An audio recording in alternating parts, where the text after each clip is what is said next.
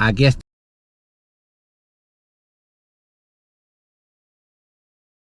Chirimoya y frutas tropicales, y también la única plantación de Europa que tiene café, o sea que vamos a ver si nos lo pueden enseñar, a ver cómo lo cultivan y bueno, a ver lo que nos enseñan.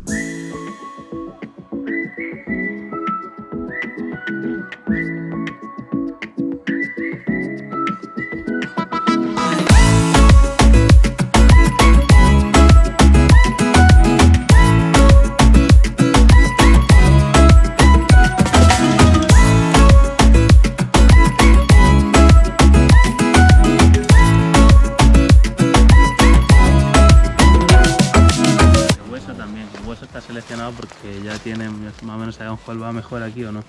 Entonces tú lo que haces es como un Frankenstein, coges y te traes la varilla de la variedad que te guste, por ejemplo el Hass. O sea, eso es de otro árbol que ya está crecido. Claro, y entonces tienes la información genética del suelo que te interesa y la variedad comercial. Muy importante que no se te olvide quitar la banda esta, porque entonces te pasa como a mí, que ya se está ahorcando. Si no te das cuenta y pasan más de 2 meses, esto va a tender a sacar la versión original. Fuera. Lo quita, claro. Y aquí esto ha sido un fallo. Se ve que ha entrado frío y no lo ha cogido. Esta es la buena, entonces esta por aquí se quita algo.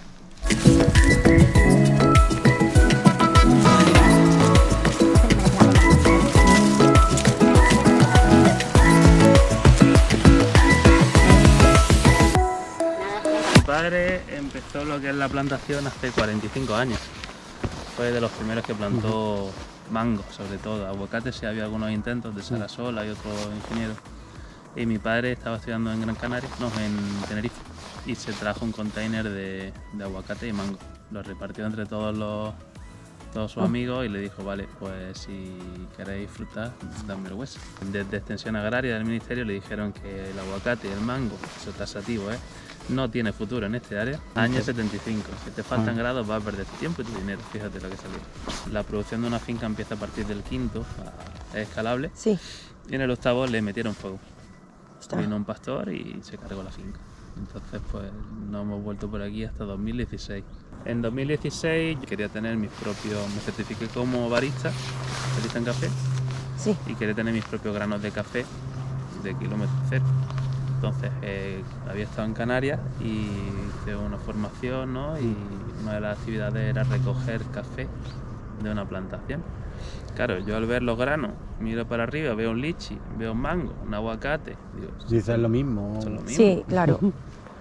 Entonces pues decidí que lo iba a intentar.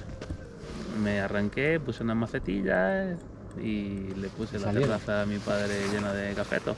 Y un día pues le dije, mira, déjame Un trocito más de tierra. rolillo y a ver si puedo plantar, y ya nos decidimos. Ya nos arrancamos y ya nos paramos a pensar y estamos haciendo lo mismo que el resto del mundo. ¿Qué podemos hacer para diferenciarnos? Claro.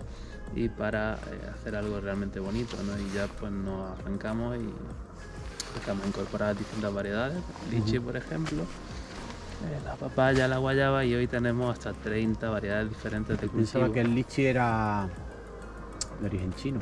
Sí. Y bueno, hemos incorporado cerca de 30 variedades y prácticamente un jardín botánico.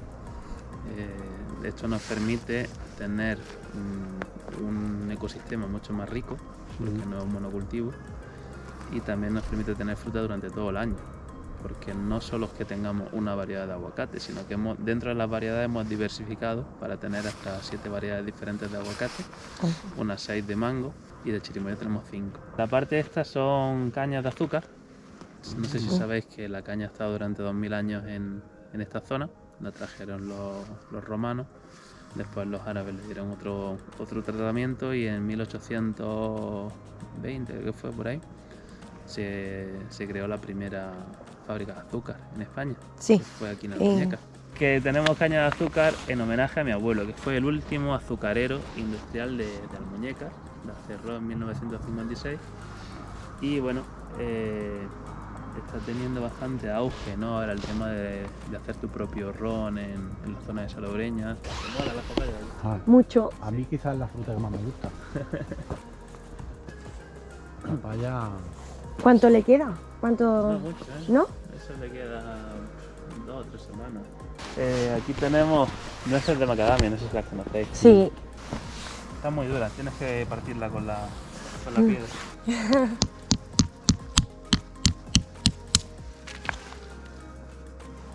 Mira.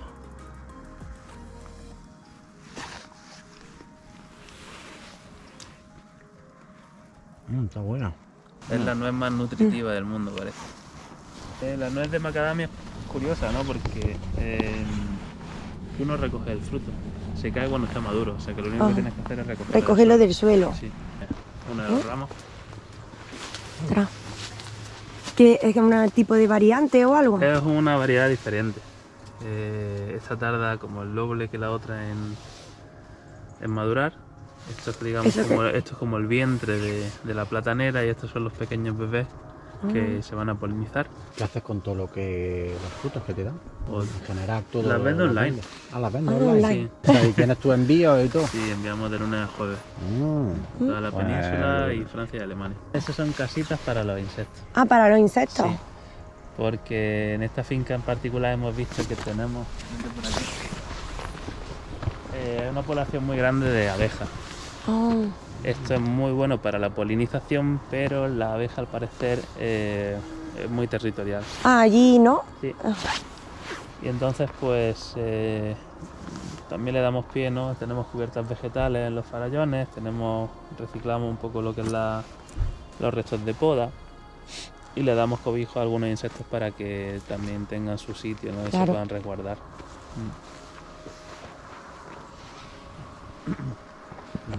Cactus de estos. Mira, papaya. Ahora. Esto es hierba limón, lemongrass. Lo habréis tomado en restaurantes asiáticos o en pulseras de Mercadona. Ah, la pulsera de la repelentes mosquito. son Sí. estas. Citronela. La citronela, exacto.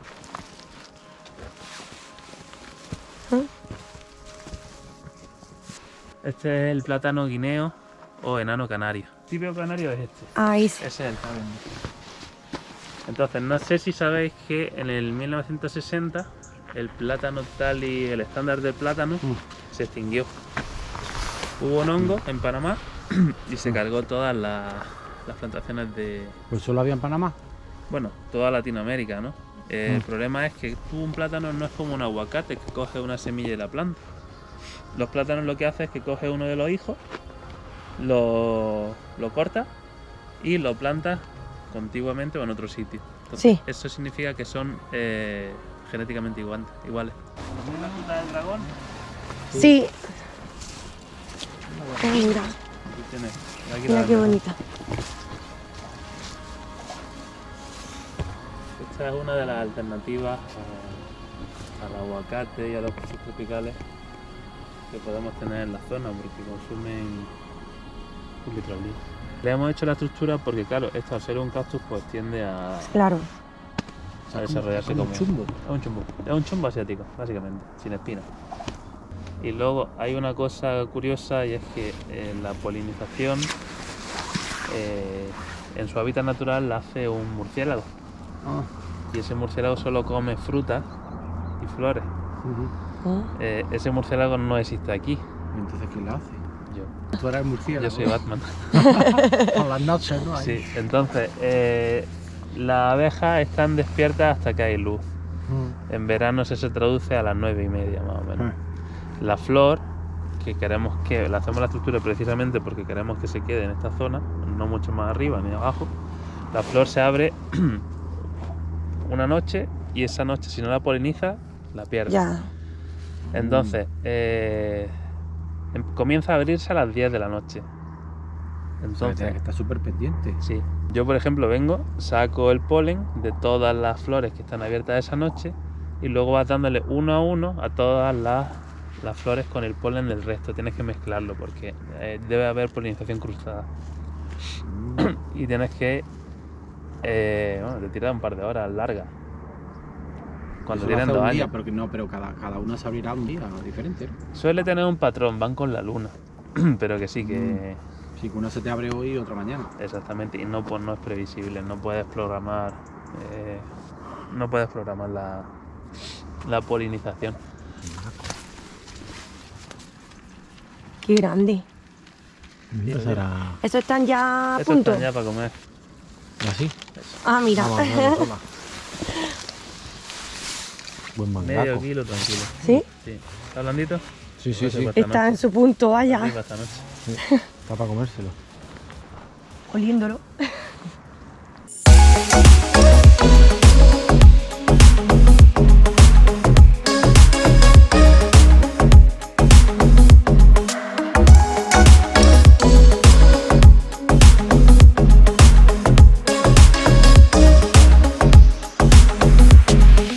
Lo utilizaban sobre todo para darle de comer al ganado.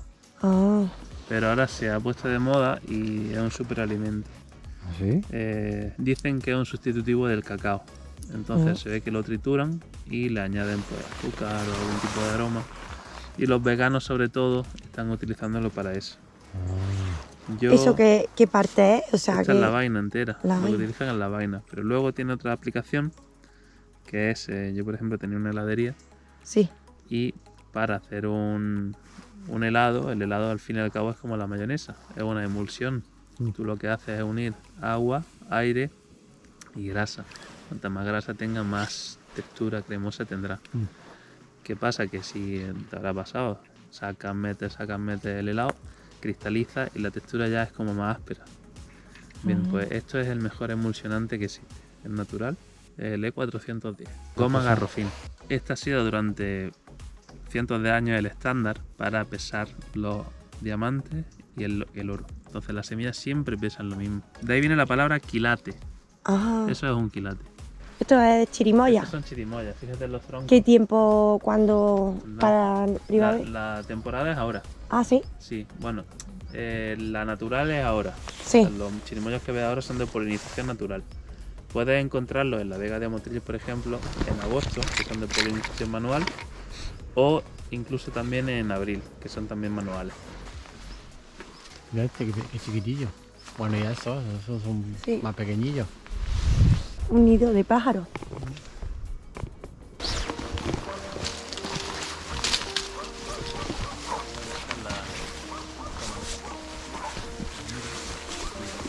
¡Wow! Madre mía, está cargado. Sí, es el cafetal más al norte del mundo. ¿Y qué, cómo se llama o qué tipo de café es? Es la variedad arábiga.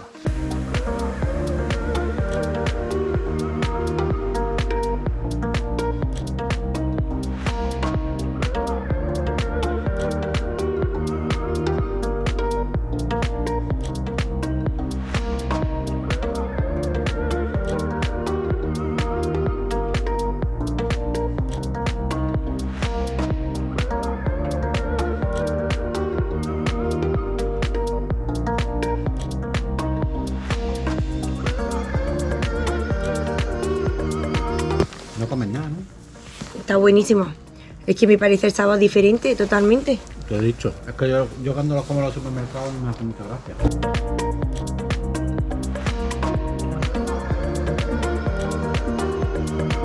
Hemos terminado la visita al campo de árboles frutales de aquí de la costa granadina de Tropical. Son las 3:30 y el chico nos ha recomendado que comamos en un tipo tailandés que hay de takeaway y nos la vamos a comer aquí en la playita.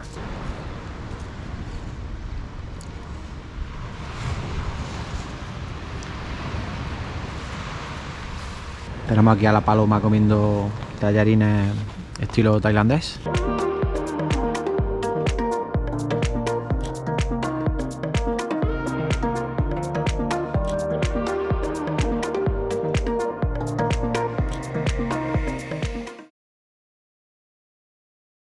Bueno, pues nos encontramos en las bodegas Montero, muy famosas aquí en Granada por el ron.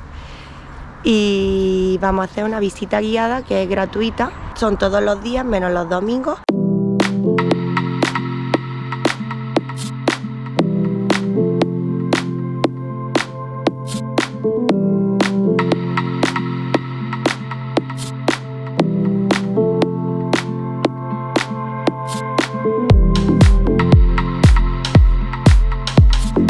Nosotros cuando comenzamos la visita siempre siempre lo hacemos hablando del origen de nuestro producto, que es la caña de azúcar. Este que estaba cortado hace un par de días, para que veáis lo que pesa.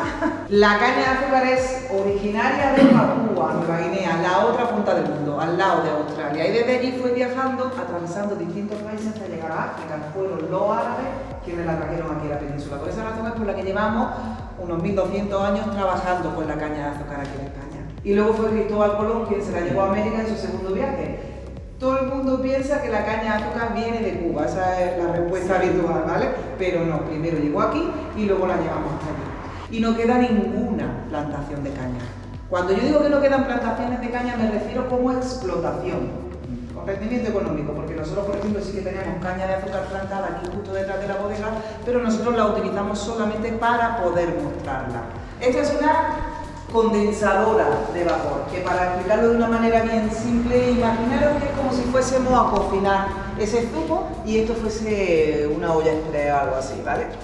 Muy sencillo, lo único que vamos a hacer va a ser introducir el zumo dentro y ahora le damos calor. Al darle calor, la temperatura de ese zumo que está dentro empieza a elevarse cada vez más, hasta que empiece a evaporarse, a perder el agua que contiene. De manera que lo que vamos a hacer, lo que le va a pasar a ese zumo es que va a empezar a reducirse y a concentrarse, a volverse casi como una especie de miel o de sirope.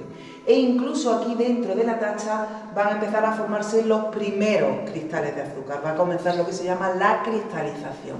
En ese momento lo recogemos y nos lo traemos hasta la última máquina, que es esta, y la depositamos aquí en el centro del tambor. Esto es una centrifugadora, ¿vale? Bien simple, porque ahora con esta palanca, con este movimiento, vamos a conseguir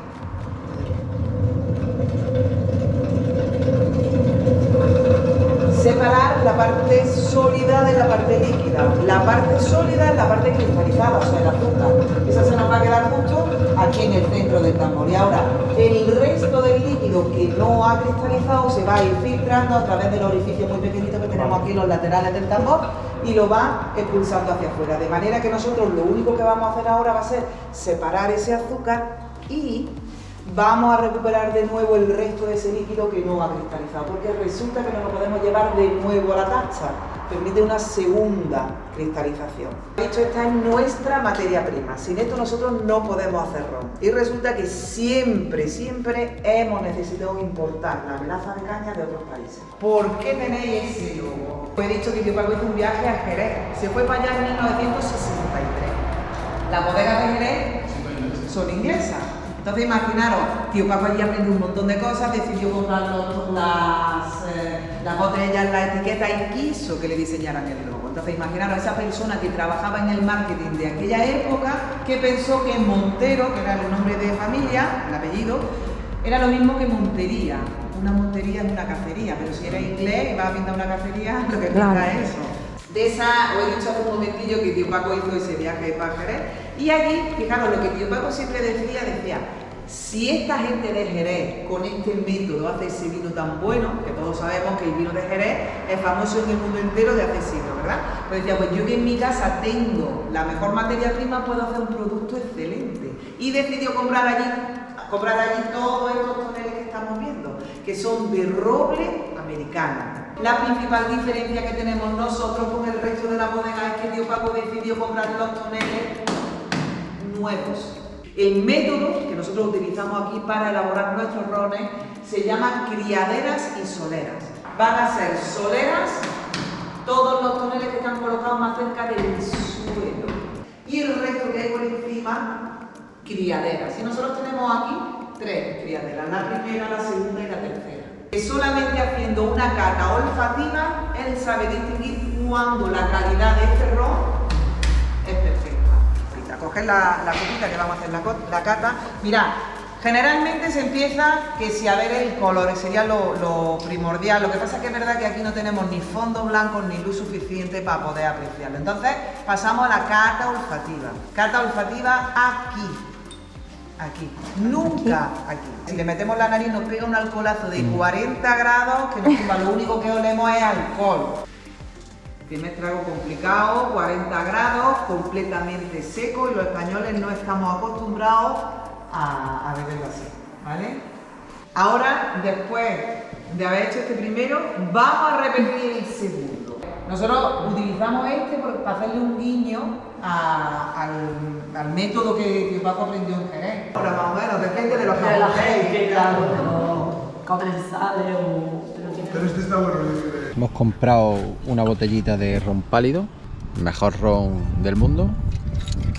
No porque lo diga yo, sino porque lo dice mi novia. Bueno, pues ya hemos terminado nuestra visita de hoy a las bodegas de Ron Montero. La empresa es muy pequeñita, te imaginas que vas a venir aquí y te vas a encontrar unos pedazos de bodega y tal, pero no, es un sitio muy pequeño, es una cosa muy familiar. Así que nada, espero que os haya molado.